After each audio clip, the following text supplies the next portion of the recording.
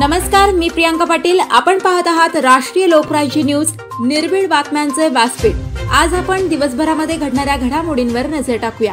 चला पाहुणं, आपल्याला जायचंय। पण कुठे जायचंय? टाकळी ढोकेश्वरच्या हॉटेल वैष्णवी मध्ये जायचंय। म्हणतात तिथे खूप छान जेवण मिळतं। चला तर मग जाऊया। पारनेर तालुक्यातील टाकळी ढोकेश्वर येथील सुप्रसिद्ध हॉटेल म्हणजे वैष्णवी हॉटेल। या हॉटेलची चवच लई न्यारी। पाहुणं, एकदा या, हॉटेलची चवच लई न्यारी। अस्सल मांसाहारी प्रेमींच्या जिभेचे चोचले आता पूर्ण होणार, ते फक्त हॉटेल वैष्णवी मध्ये। या ठिकाणी सर्व प्रकारच्या पार्टीच्या ऑर्डर स्वीकारल्या जातील। प्रोप्रायटर संतोष रंगनाथ ठाणगे। संपर्कासाठी मोबाईल नंबर 88 30 57 85 05। या हॉटेलचा पत्ता नगर कल्याण हायवे, पारनेर चौक, टाकळी ढोकेश्वर, तालुका पारनेर, जिल्हा अहमदनगर। SC अबकड वर्गीकरण काय आहे? मातंग समाज बांधव का उतरलेत रस्त्यावर? प्राध्यापक भराडे यांचे 11 दिवसापासून आमरण उपोषण सुरू। हिंगोली प्रतिनिधी रवी कुंटे। अनुसूचित जाती आरक्षणाच्या वर्गीकरण करण्याच्या मागणीसाठी नांदेडमध्ये मातंग समाज रस्त्यावर उतरला आहे। अनुसूचित जातीचे अबकड वर्गीकरण करण्याच्या मागणीसाठी प्राध्यापक रामचंद्र भराडे यांनी आमरण उपोषण सुरू केले असून उपोषणाचा आज 11वा दिवस आहे। त्यांची प्रकृती खालावत असल्याने मात्र मातंग समाज आता रस्त्यावर उतरत असताना दिसत आहे। 2 दिवसांपासून नांदेड जिल्ह्यात विविध 4 ठिकाणी आज रास्ता रोको आंदोलन करण्यात आले। आज नरसी नायगाव चौकातील महामार्गावर मातंग समाज बांधवांनी रास्ता रोको आंदोलन केलं आहे। हे आंदोलन नरसी नायगाव येथील मुख्य चौकात करण्यात आलं। तेलंगणाकडे जाणारी मुख्य वाहतूक मातंग समाज बांधवांच्या वतीने 1 तास ठप्प करण्यात आले होते। तब्बल 1 तास हा महामार्ग ठप्प झाला होता।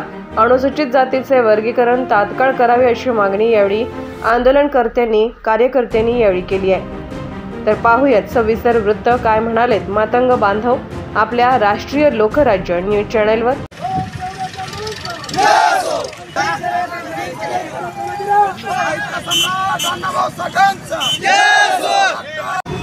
सहकार्यानं एकत्रित येऊन या ठिकाणी आम्ही रस्ता रोकोचं आयोजन केलेलं होतं। त्याचं कारण असं की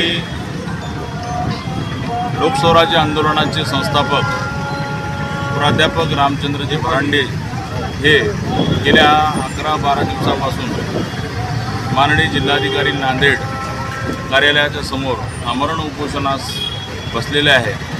त्यांचा समाजाप्रती असणारा त्याग आणि समर्पण ही भावना आणि समाजहिताचा जो कार्य आहे ते कार्य त्यांनी हाती घेतलेलं आहे। ते कार्य पूर्णत्वास जावं आणि आमच्या मागण्या लवकरात लवकर पूर्ण व्हाव्यात या अनुषंगानं आम्ही या ठिकाणी रास्ता रोकोचं आयोजन केलेलं होतं। त्यास भरभरून असा प्रतिसाद या ठिकाणी आम्हाला मिळाला।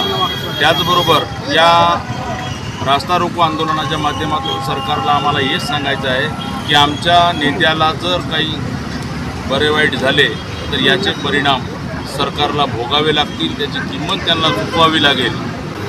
या 1-2 दिवसामध्ये सरकारने जर ह्या उपोषणाची दखल घेतली नाही तर याचे प्रतिसाद सबंध महाराष्ट्रभर तीव्र आणि द्वेषाने उमटतील, याची नोंद प्रशासनाने आणि सरकारने घ्यावी।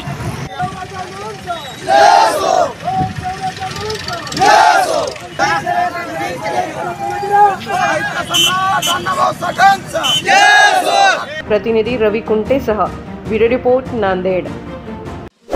ताज्या बातम्यांसाठी आणि अपडेट्ससाठी राष्ट्रीय लोकराज्य न्यूज चॅनलला सबस्क्राईब करा, तसेच लाईक आणि शेअर करा।